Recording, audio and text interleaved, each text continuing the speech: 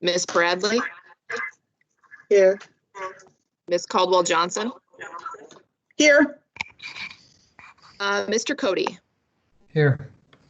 Miss Della Gardell, Here. Miss Sawyer. Here. Mr. Barron's here as well. Thank you, Rob. If all guests of the board would mind identifying themselves, if you're not signed in by name into this Teams, just so that we can have the benefit of knowing who's in the room with us. I see that we have several staff signed in by name as well. If there's any staff on the line without signed in by name, that would be helpful too.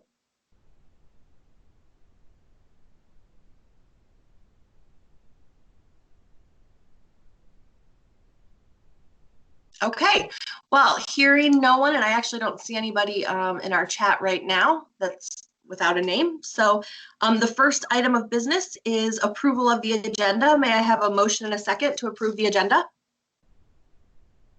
Move approval, Caldwell Johnson. Thank you. Sawyer, second. All right, we have a motion by Caldwell Johnson and a second by Sawyer. Please take the roll call vote. Miss Anderson, Yes. Mr. Barron, Yes. Miss Bradley, Yes. Miss Caldwell Johnson, Yes. Mr. Cody, Yes. Miss Della Gardell, Yes. Miss Sawyer. Yes. Our vote is approved 7-0. The next item on our agenda is approval of our minutes for Tuesday, April 7th, 2020. May I have a motion and a second to approve our minutes? So moved, Anderson. Second, Caldwell Johnson. We have a motion by Anderson and a second by Caldwell Johnson. Please call the roll call vote. Miss Anderson, Yes. Mr. Barron, Yes. Miss Bradley, Yes. Miss Caldwell Johnson, Yes. Mr. Cody, Yes. Miss Della Gardell, Yes. Miss Sawyer. Yes. The vote is approved 7-0. Dr. Ahart, I don't believe we have any district recognitions this evening. Is that correct? You are correct. Okay. The next item on our agenda is the consent items. We allow any person the opportunity to speak to the board for up to 5 minutes following the presentation of an agenda item. If anyone wishes to speak to an agenda item, please go ahead and put your name in the chat, and Ms. Erin Jenkins will help me keep track of that. Remarks must be germane to the agenda, and we ask that you avoid references to personalities and character attacks, as those types of comments serve no productive purpose. We do appreciate your input. As a reminder to the board and public, the board will not engage in discussion or deliberation with a speaker regarding comments made to agenda items. Discussion and deliberation will remain among board members at the board table, with speakers' comments informing said discussion, deliberation, and determinations as deemed necessary. Mr. Cody, I believe you have the consent motion. I do. I move that the board approve the consent items in accordance with the recommended action for each item on the consent agenda, including bills previously authorized, certified, and approved for payment by the board secretary in the amount of $2,631,760.90, and procurement card transactions in the amount of $736,454.66. Is there a second? Second, Caldwell Johnson. We have a motion by Mr. Cody and a second by Caldwell Johnson. Any discussion or questions for our consent items this evening?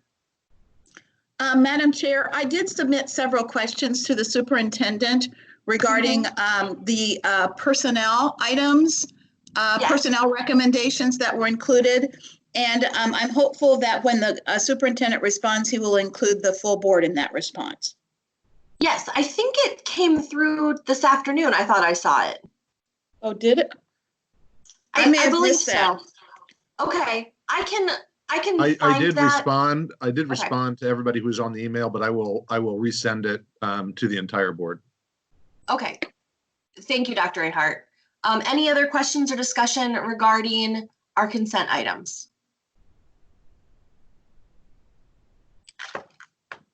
All right, please go ahead and call the roll call vote. Miss Anderson. Mr. Barrett. Yes. Yes. Miss Bradley. Yes. Miss Caldwell Johnson. Yes. Mr. Cody. Yes. Miss Della Gardell. Yes. Miss Sawyer. Yes. All right, the consent items are approved 7-0. The next item on our agenda is item E1, our monitoring report, Black Males Third Grade Reading Part 3. Dr. Ahart, I will go ahead and turn this over to you for the presentation. Thank you. We have Kelly Schofield, who's our elementary director of teaching and learning, and our executive director of teaching and learning, Noelle Nelson, here, and as well as our associate superintendent, Matt Smith. This was a particularly challenging report to put together, I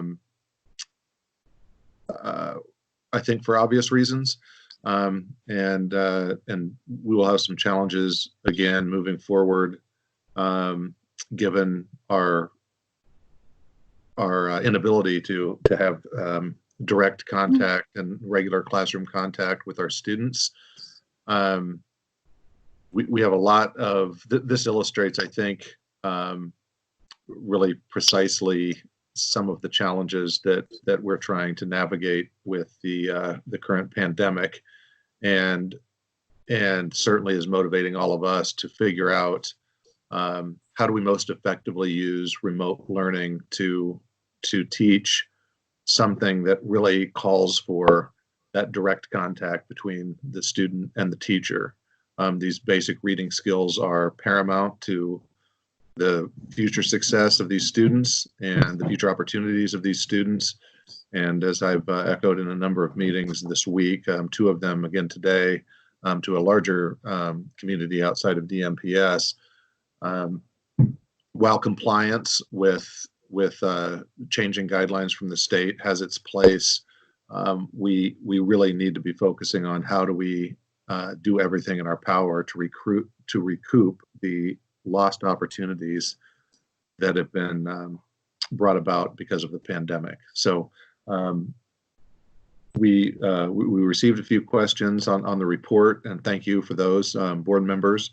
I'm going to share, or I'm going to mute and turn things over to Kelly and Noelle, and we'll walk through the presentation.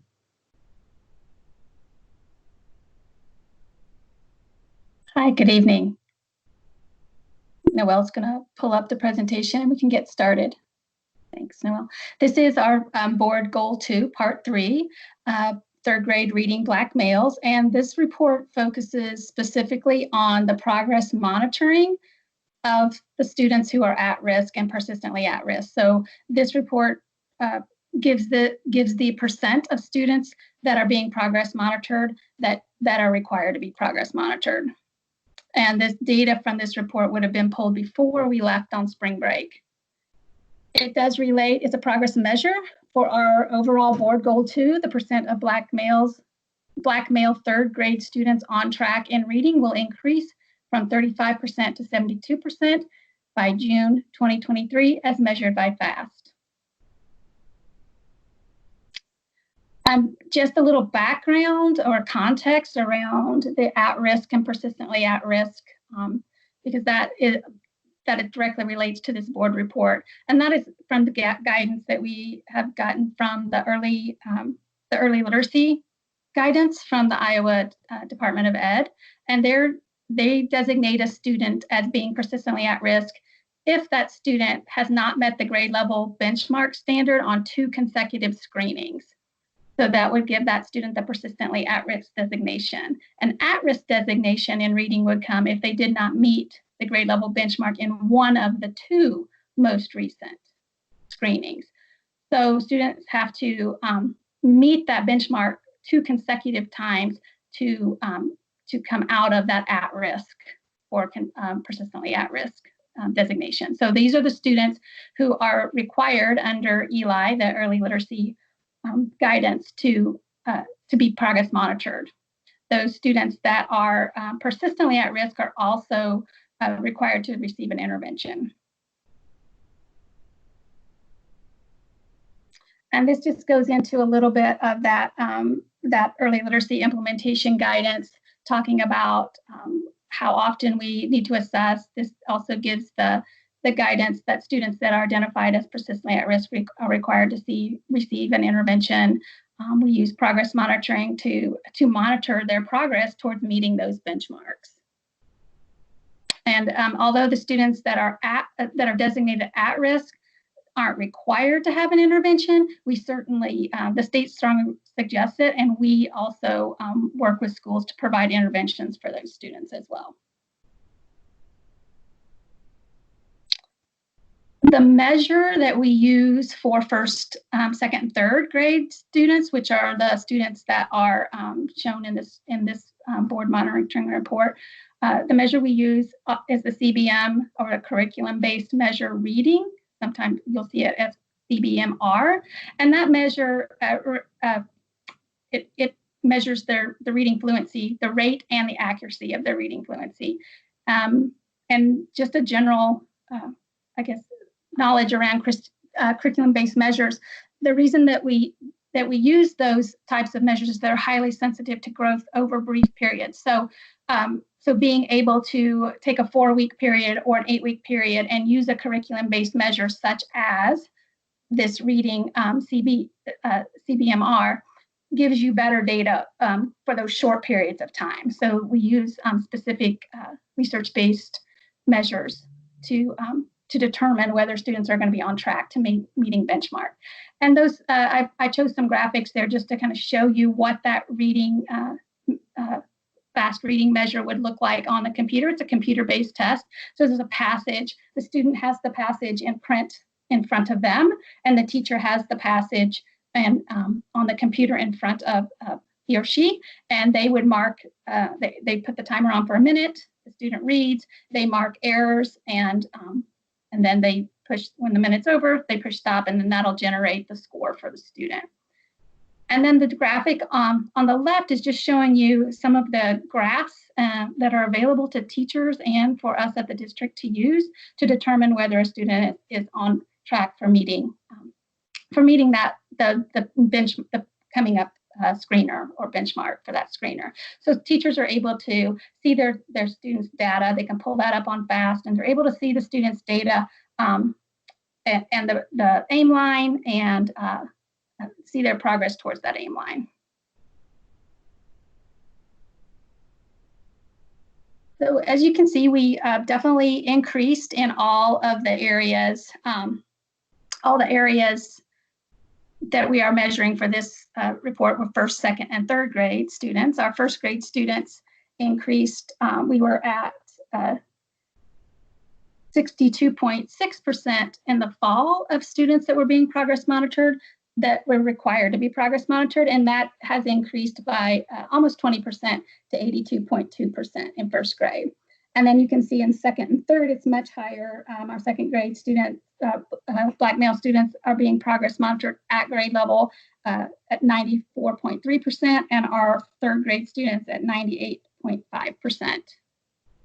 And this particular measure, although our goal is 100%, we may not, it might not be possible for us to make that goal of 100% because we do have students that have significant disabilities that are on an alternate assessment that may not be progress monitored on a grade level progress monitoring. Now that's very few, so we should certainly be able to get up to the 98, 97%, but we do have a few students that aren't progress monitored on grade level, and this particular report and measure is based on students being progress monitored at their grade level.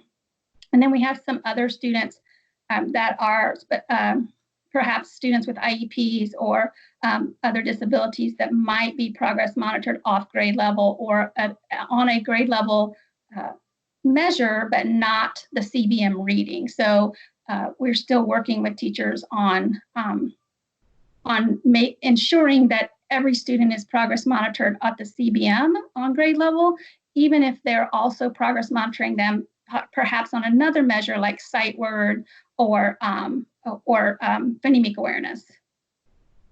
So we'll continue to see that first grade move up as we continue to work with schools on ensuring that they are progress monitoring on that grade level CBM reading at least once a month for students, even if they're using a different measure. And that kind of gets into our response to this particular data set. We're working with schools, or we're working with schools intently before we left for spring break around that data literacy, around identifying the building leaders and coaches and interventionists being able to identify those students based on Tableau reports that should be progress monitored. So those students that are designated persistently at risk or at risk.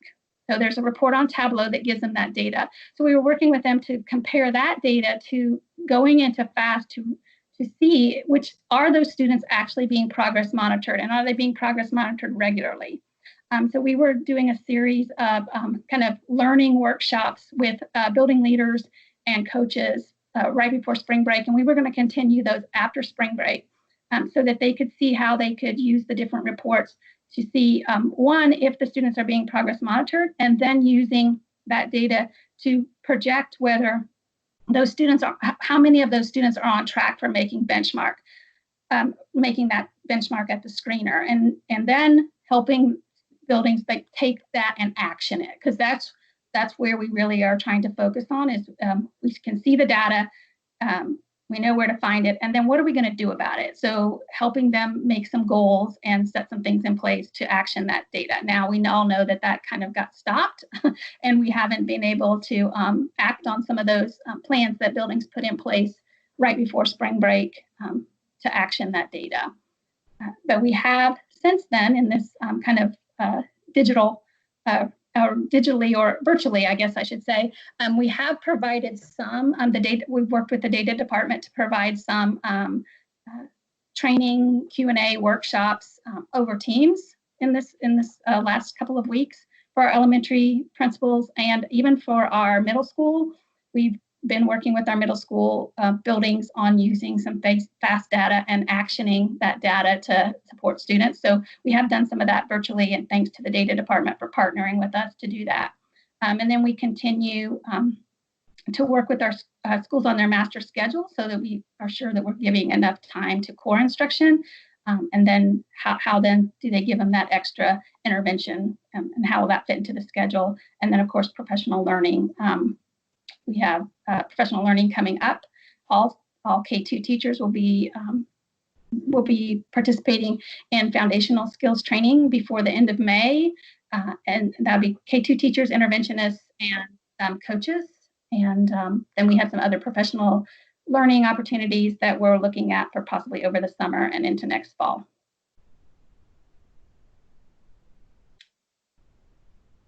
So I guess that opens it up for questions or discussion?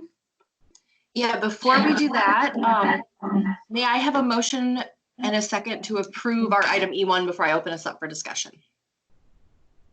I move approval. This is Barron.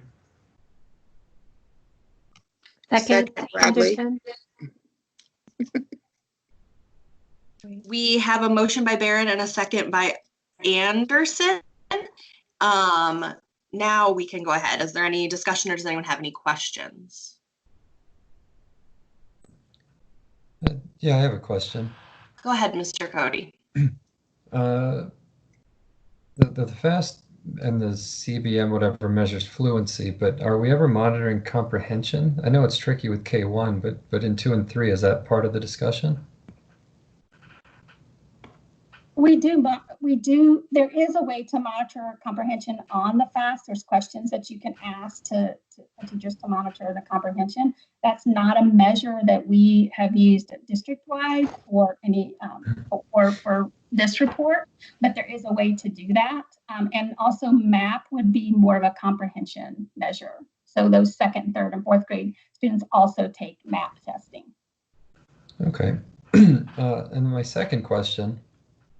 Back in the Stone Age, before we got locked down, I met with a bunch of elementary teachers to talk about this reading series, not the series, the testing sequence and all of that.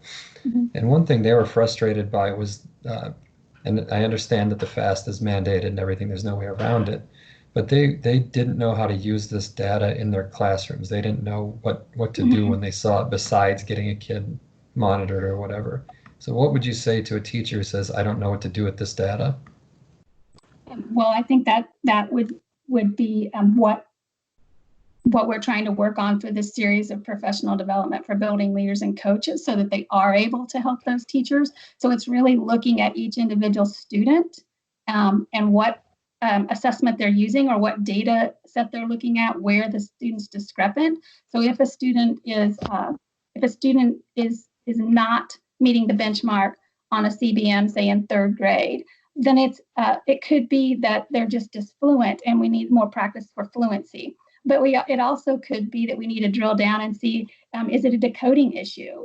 Do students have phonemic awareness? So being able to drill down through a series of assessments and get at the root cause of that, the reason that they're not meeting that benchmark, and then what research-based interventions would directly align to that skill deficit. So helping teachers understand what is the actual skill deficit, and then what intervention would help a student.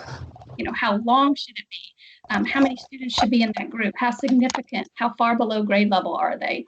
What type of activities are we going to do, and how long do we need to do those? So it's really it's really getting at that root cause, and then helping teachers see what type of work to do to help that student and backfill that skill.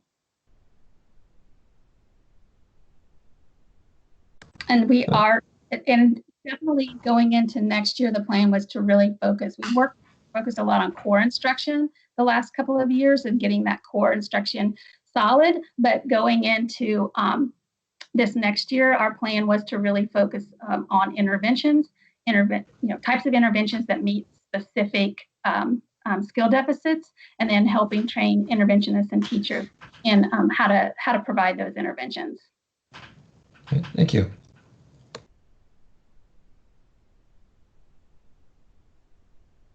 What other board members have questions or discussion? So I have a few questions. With regards to the data too, how can you define this a little bit deeper for me? Do we know what percentage of the kids, and I was looking at the Tableau link or whatever, but what percentage are ELL students? What percentage are living in poverty? How do we define this down a little bit? So we identify that information. So are you talking about the students that are being progress monitored? How many of them are in the different groups? Right. Can you dive down into that data a little bit more? I could get that to you. I don't have it in front of me. I know how many students have IEPs in that group because I was looking, had that data prepared in case, because some of these students may not be progress monitored on grade level because they have IEPs. So I do know that like 11% of our first graders are students that have IEPs. Now those aren't necessarily reading IEPs, but they have an IEP. And that's 11% of those Black males that are, right? That's 11% of Black males. That doesn't necessarily mean that all those students are being progress monitored, right? So that we'd have to go into the individual FAST for schools and gather that information. I don't believe that at this time of the day, the department has been breaking it down by student groups, but we certainly could do that. We could gather that data. Sometimes with the FAST, it's harder to gather data because we're going we have to go into those FAST reports and pull it from individual schools. Okay, but could we tell? So at this point, you would not be able to pull Black males and say we know X percent have IEPs, X percent are ELL students. Yes, we could. I just don't have it in front of me. Okay, and another question I had was just looking at our benchmarks from between moving through the grades from kindergarten 1, 2, 3. What happens in that second grade time frame? I mean, you see from kindergarten it kind of decreases, but it looks like kind kind of a significant jump from 1 to 2. And then it comes back up again in third grade. Is there, like, can you try and explain that? I'm looking at, it's the dashboard screenshot, and it's looking at third grade is on top, and then it has grade 0, 1, 2. So you're talking about the screenshot that shows the percent of students that are being progress monitored? Is that what that is? It's Appendix Yeah. A. Okay. Yes, No, I don't think. that's the students that are being progress monitored. So the reason that second and third grade have more students that are being progress monitored on grade level than first grade are showing is that second and third grade, the only measure that they have is the CBMR. So more teachers use that as the measure for to progress monitor students. In first grade, there's a suite of assessments that they could use to progress monitor. The CBMR is the grade level one that we're using for this monitoring report, but many teachers, because of when I was talking to Mr. Cody earlier about how they drill down, well, they realize that they're not fluent because they don't know sight words, or they're not fluent because they're not decoding. So they're providing an intervention in decoding and their progress monitoring with that measure, that decoding measure, the nonsense words. So that's what they're using routinely. But when we pull this report, we're only pulling those students that are being progress monitored with the CBM. So I should clarify too. I was actually looking at Appendix A Goal 2. That actually is a measurement of percentage of kindergarten through second grade Black male students meeting the FAST benchmark. So that's the benchmark data. And so From looking at right. So what can you tell me about that data and what happens between kind of that first, second grade for that significant jump, and then they come back? They seem to be, numbers seem to be improving once they run into third grade. So what can you tell me about that data?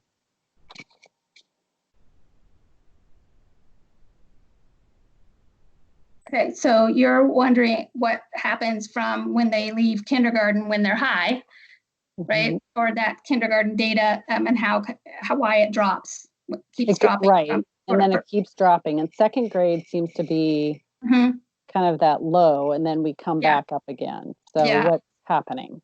Well, one thing that's happening from from first grade to second grade, it is a different measure, right? So in first grade, you have a suite of assessments that you're giving students that are weighted. When you get to second grade, the measure is just that CBMR fluency measure, right? So the measure is just a little bit different. So that's one thing that is happening. And that CBMR measure is a lot of different reading skills that they're having to put together to read that passage fluently within that minute. So what we have been focused on in our district is making sure that we work more on that fluency in first grade, because although they show that they have those skills, if you looked at their CBM measure in first grade, which is one of the suite of assessments, it's not always as high. So we really are trying to push that end of the year with our first graders to be reading in connected text and not just focusing on all those discrete skills. So that is one of the reasons why we in digging into the data that we feel like, and that could be different across schools. It's also really in second and third grade. It does start coming back up in third grade somewhat, and we really focus on a lot of reading.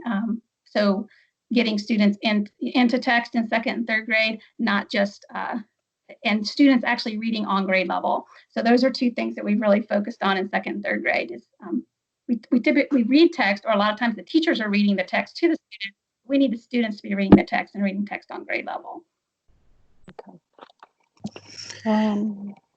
And Kelly, I know that one of the questions you asked was related to, because this is a Black males report, what is the breakdown within Black males for ELL, the various groups within that? And I did get notification from Mary that the reason we don't provide that and can't provide that is because of the small number of students in the N. So because of student privacy issues, it's such a small number, we don't provide that information publicly. Okay, thank you. Right now, those are all the questions I have. Thank you.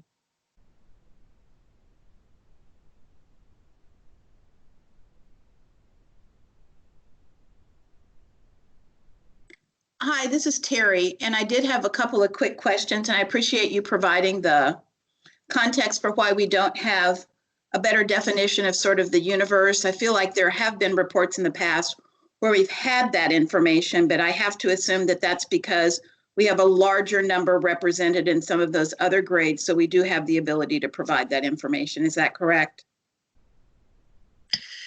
Yeah, I think because we're talking about the black males report specifically, if we look at it within just black males and then start looking at what percentage are ELL, what percentage are free and reduced, what percentage, then that number shrinks significantly. If we're looking at all students, obviously that number is much larger. Yeah, I don't know why I feel like there was at one point an opportunity where we did see a little deeper dive into sort of the underlying demographics within the subgroup. So maybe I am confusing that with something else we received at some point. Well, I think this report too, that it's also just looking at students that are being progress monitored. So this isn't 100% of the black males in first grade. So your number for your N is going to get smaller and smaller. So I think for other reports, we've been able to do that because we're looking at all students. So I'm trying to just make sure that I'm clear on what's included in this report.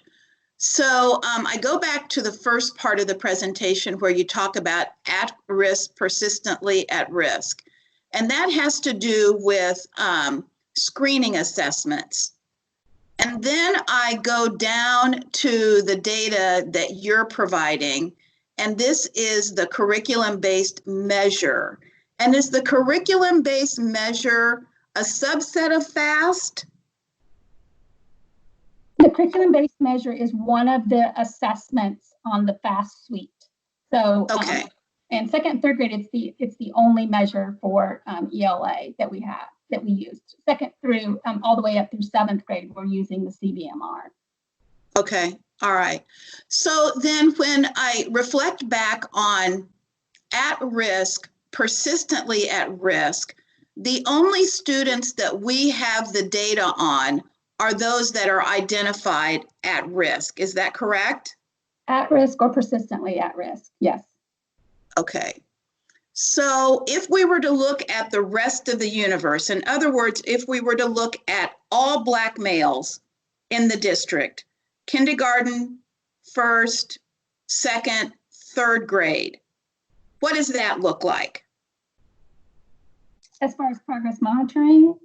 Correct. So some students in the state requires that all students that are persistently at risk or at risk are progress monitored. So that's what this report's based on. But other students that don't meet the benchmark are progress monitored, and that's a school-based decision. Right? So we do that because it's the right thing to do, not because the state tells us that we have to do it. So any student that that didn't meet the benchmark or that a teacher is concerned about, they're able to progress monitor them and provide them interventions. So if we were to consider all of those students in this report, what would the data look like? I would think it's going to look about the same. It's not going to be much different on this particular Black male report. But I would have to go into, for that, I mean, I don't have that data, so I don't know. I just based on working with schools and looking at students that are being progress monitored. So I guess sometimes the teachers will progress monitor their whole class, right? Just because they want to keep a pulse on where they are. And that could be students that met the benchmark, that are above the benchmark. So it's really kind of hard to tell what you would gain from that if you weren't just looking at individual students and their score and then their trajectory on to meet that next benchmark or that next right. You could progress monitor a student that's actually above grade level if you wanted to. Yeah. Terry, go ahead. I don't mean to interrupt you, but I kind of want to remind the board, since not everyone was involved in the goal setting process, and then the indicators of how are we going to monitor progress over time of these goals. So the data that we're presenting to you tonight is simply just the % of kids being progress monitored. That actually was our very first step, because we know we had such gaps in, if a student is showing at risk on a screener, are they even being progress monitored? And are we even intervening on them? We got to get that in place first. And then our desired state, hopefully the next time we report out on this progress measure, is not just simply what percentage of kids are being progress monitored. We want to know how, of the kids who are being progress monitored, who's making adequate progress. So I don't know if that's what you're actually asking, but that's really what we want to know. And we don't yet have the systems in place to answer that question, but that is our future progress measure beyond just who's being progress monitored. So this data point doesn't tell us a lot other than, are we doing the very basic thing of progress monitoring those who need it? And then the next question is, of those being progress monitors, who's actually responding to the interventions that we're putting in place? Does that make sense? Yeah, it does. And I think what I'm challenged by is what our goal actually reflects. And our goal doesn't reflect a subset. Our goal reflects the entire population. And so I'm just struggling with how best to contextualize this piece of data across the entire Black male population relative to the board goals. So that's where I'm challenged. Right. And I think to Noelle's point, that these are the students that we know are at risk of not meeting those benchmarks. So these are the students that are receiving extra or interventions. So really what would be helpful is to know what % of those students are on track to make, we're on track to make spring. If we were back in school, that's what we would hope to be able to talk to you about is, based on schools. And when I talked earlier about working with those schools before spring break, that's what we were working with them on. What % of these students that you're progress monitoring and providing interventions are actually on track to make the spring goal, right? And using those graphs and charts to do that. So being able to say how many data points do they have above their aim line? Are they going to meet that spring benchmark? And if they're not, what are we going to do about it right now instead of waiting? So that's the work that we were doing before spring break. And we were hoping to have, just some at least anecdotal data to talk to you about the schools and what percentage were they reporting out, but we haven't been back. So any data that we gave you now wouldn't really tell who's going to meet that spring mark because we're not been in school. Well, and the other factor at play, even when we are in school, is we only have district-wide data for all of those students 3 times a year, fall, winter, spring, but we report out to you 4 times. So this is that in between of looking at, it's not going to tell us exactly are we on track to meet our goal, but it is going to tell us of those kids we're worried about, are they progressing toward that goal? So it's the 4th reporting period that in between testing periods that's kind of odd. Right. I'm going to spend a little bit more time looking at this, and I'm sure I'm going to have additional questions. I don't want to take up the full board's time on this, but I'm still I'm struggling a bit. So thank you. Other board questions or discussion? So real quick, I'm sorry. That's Terry, okay. thank you. Terry, thank you for making those points because I'm confused as well. And so I think, so these are reports that are strictly those kids that we believe will not meet the benchmark. So we know that we're monitoring their progress at this time. So that's who's in this report, not all Black males. That's correct. These are not all Black males. These are the students that are persistently at risk, meaning they haven't met that benchmark in 2 consecutive times, or they're at risk, which means they haven't met it once. So it's like when we talked about that the progress measures cast a wide net, right? Well, here's the students that got in the net. We cast the net. Here are the students that are in the net. here are the students that the screener is indicating could be at risk, right? Persistently at risk just means that they've been at risk longer. So that they're at risk, they need an intervention, and we progress monitor that intervention to determine its effectiveness. So this is not, there are Black males that are not being progress monitored who are meeting the benchmark. They're not in this report.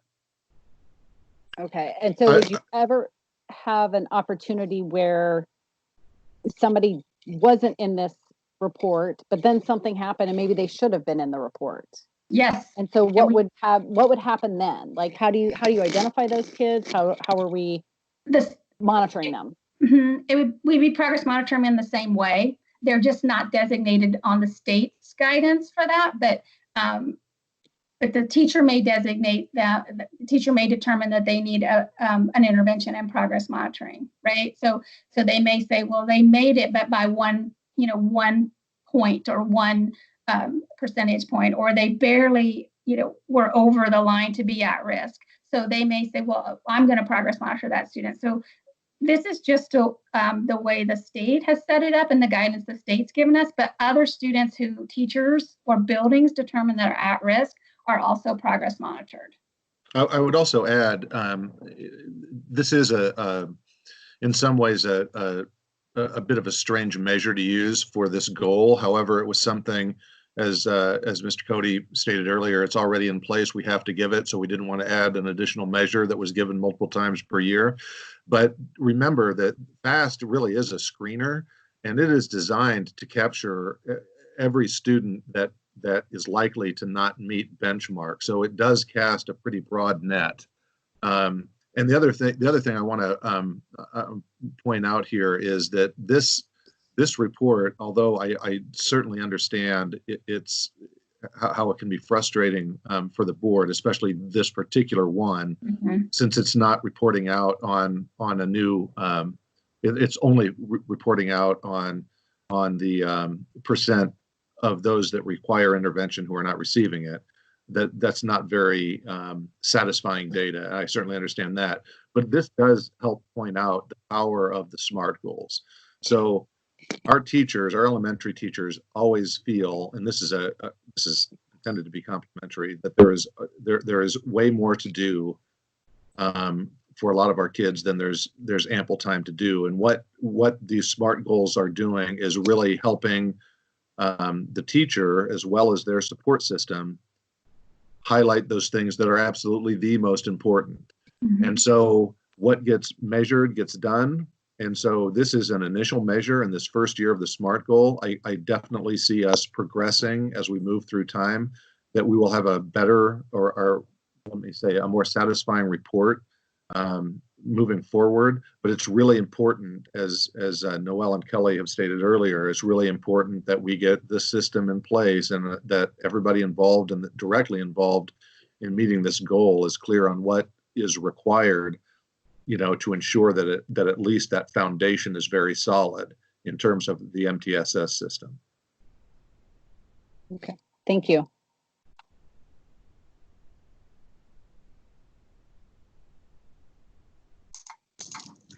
There was just a little. Oh, go ahead, Terry. Sorry. I was just going to ask another quick question because I think I understand the importance of this data and the granular nature of it relative to a particular component of the Black male demographic. I'm wondering, though, if this going forward becomes a subset of our regular reporting so that, again, it can be seen in the broader context of all students and not just segregated, because it doesn't really give us a full flavor of what's happening within that population. So I'm wondering if this is a measure that we see, but we see it as part of the larger measurement that's happening across the entire Black male population. And again, just a thought, but I think that might help us to better understand the confluence of this information with all of the other data. So we really have a better picture of where all of the students are, as opposed to just this very small subset. Terry, I would absolutely support that idea. And we struggled presenting this in isolation that wanted to adhere to the current schedule. Right, because then we report out on all students being progress monitored in our next report. So it is Gotcha. hard to report on this. Yeah. I think maybe once we sort of get through this cycle, we'll better understand the sequencing and we'll figure out sort of what data makes the most sense where. But I think, since this is really the first round of this, I think that's why I'm just sort of a little out of sorts on it. So.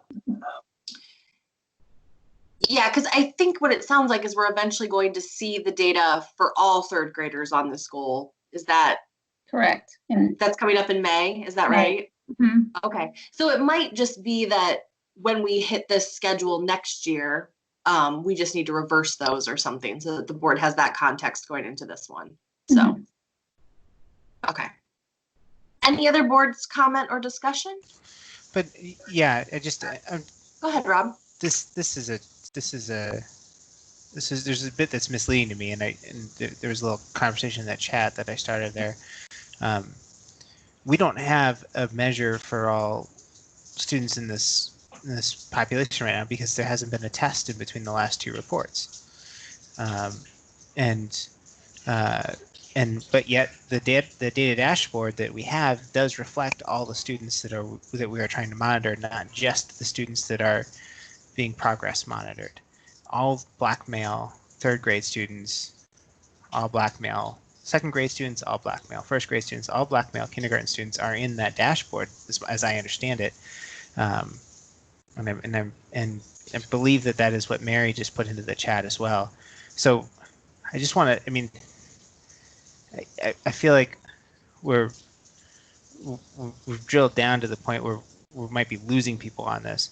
If you look at the report that the district gave us, it still has all of the information on all of our black male students. It just doesn't have any new information because there hasn't been a test in between this report and the last report. Is that accurate, Noelle and Kelly? Yes, correct. The last we reported earlier on the winter data. That's the last data set that we have.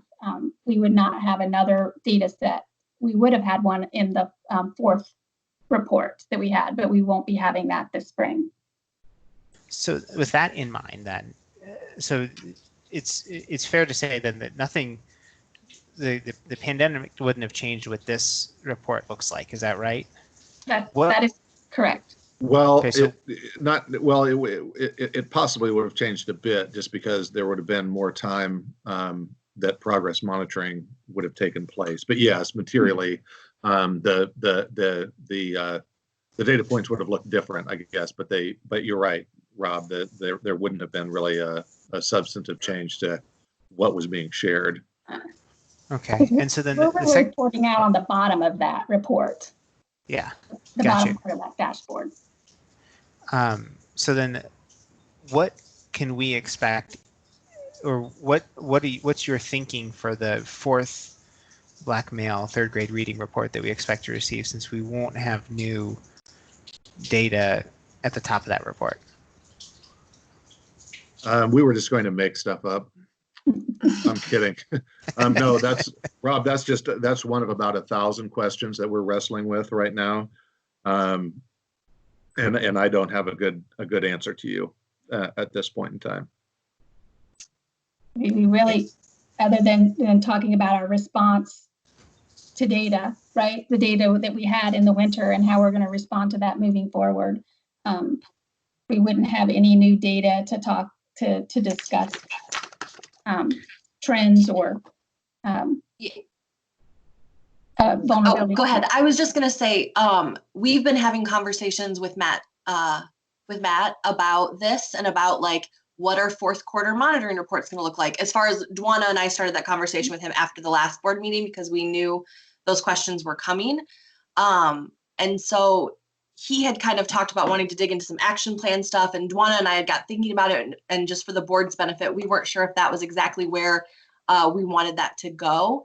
So we were going to have a more detailed conversation with him on Wednesday, and then have him prepare some stuff to kind of send out to the board of here's what we're thinking for the 4th round of monitoring for the year, and see if that's going to kind of meet what board members are wondering about. So that's just kind of an update, because I think that's where this conversation is going, is what's going to happen 4th quarter. So that just kind of catches everybody up on the conversations that Duana and I have been having with Matt. So, and It's I don't know if he's fine. here.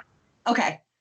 It's totally Yeah. fine. I don't expect us to know what the next couple months are going to look like. It's just always good to know. And then Tom's answer is perfectly appropriate. It's okay to say, listen, we don't know yet. That's Yeah. fine. But you know, as a board, these are just the questions we're going to ask, and this is the context that I want the folks that are listening and watching this board meeting to have as well. Right. Thank you, Hey, Rob.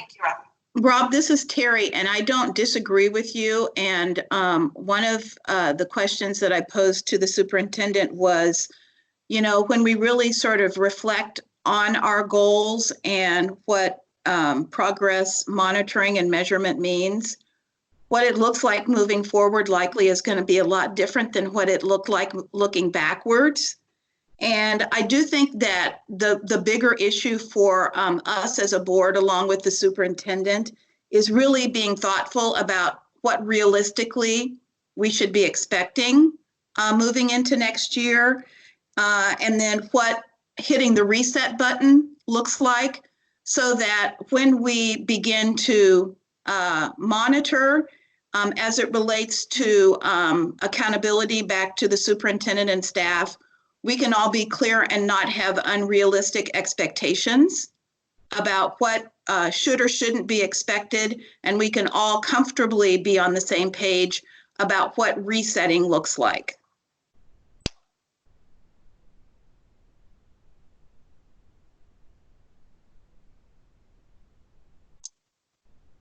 Okay. I just keep asking this because I can't see everybody's faces to see where the board is at for comfort. So what other questions or discussion do board members have at this time?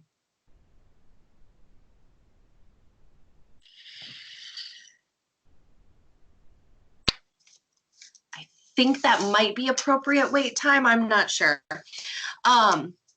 So if there's no further discussion or question, we can go ahead and vote to accept this monitoring report. Ms. Jenkins, would you take the roll call vote, please? Miss Anderson, Yes. Mr. Barron, Yes. Miss Bradley, Yes. Miss Caldwell Johnson, Yes. Mr. Cody, Yes. Miss Delagardelle, Yes. Miss Sawyer. Yes.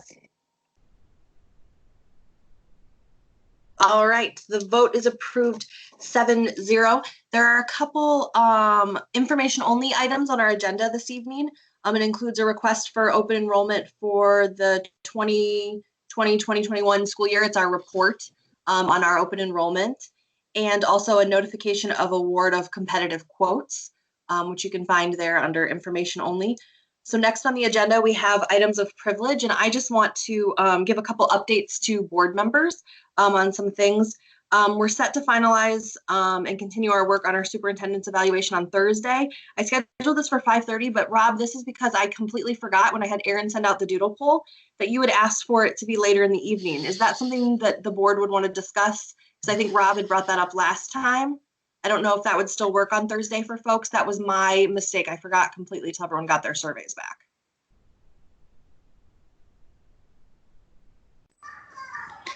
I have another meeting scheduled that evening. It depends on how late you're planning to go. So I think my other meeting is at 7:30, so. Okay. Rob, would it be okay if we do it at 5:30 for this time, and then next time, please remind me about the later time, and I'll make sure I send out the poll that way. That's fine. That's fine. Okay, thank you. I appreciate your flexibility. Duana and I, board members, have been continuing to do our bi-weekly updates with Dr. Ahart. Today we talked a little bit about budget, which Tom's going to give a greater update on that during our work session following the meeting. I've also had a lot of conversations with board members, and I just want to make sure that board members are getting the information and communication you'd like, especially during this time from both the board officers, but also from Dr. Ahart. So my plan is we had an update today, so Friday will be my next update.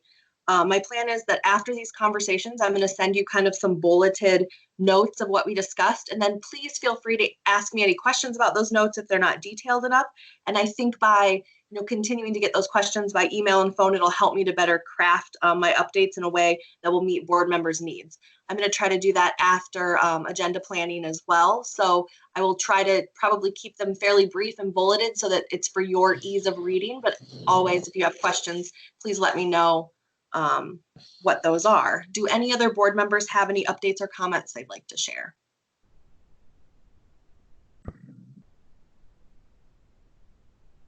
Okay, if not, I'm going to turn it over to Dr. Ahart for the superintendent's report. All right, thank you, Kirsten. Especially in this format, I'm not sure what our actual live audience is, but I do want to express my gratitude to the Chief Medical Officer at Broad Lawns, Dr. Shaw, who visited with us. Now I'm completely at a loss as to where we are in sequence of time, but the last work session that we had, as well as David Stark, the CEO of Unity Point Health Systems, who I've been in frequent contact with both before that last meeting and since. It's been particularly difficult to navigate this situation with what feels like, in some cases, contradictory and certainly at best vague guidance from the state, and at least from my personal vantage point, an attitude by state leadership that is not taking this situation as seriously as it might. So I am indebted to both of those gentlemen for helping inform how I work with the board and how I am attempting to direct the district.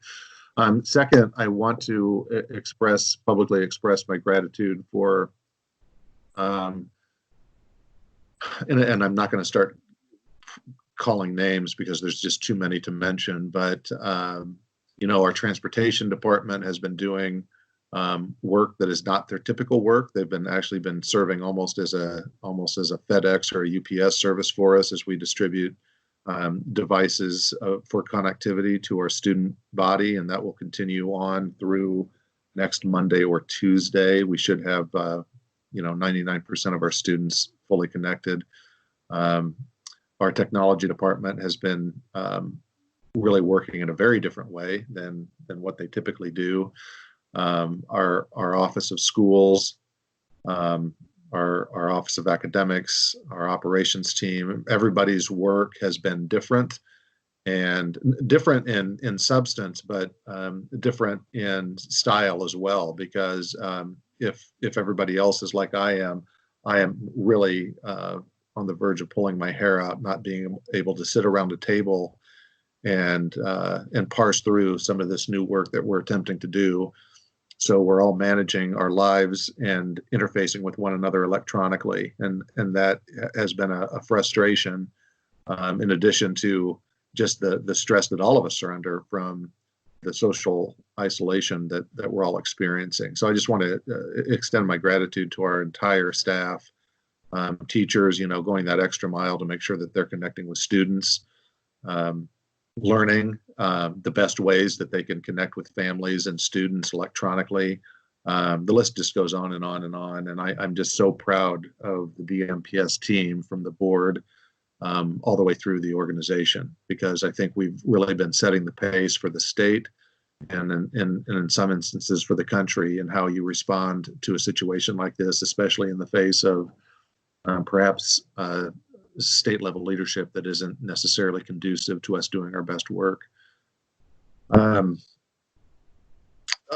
also, and we'll be talking about this in more depth in our work session, but certainly the our 2.3% supplemental state aid this year is the second highest that we've had in 11 years, and that is not a certainty as we move forward.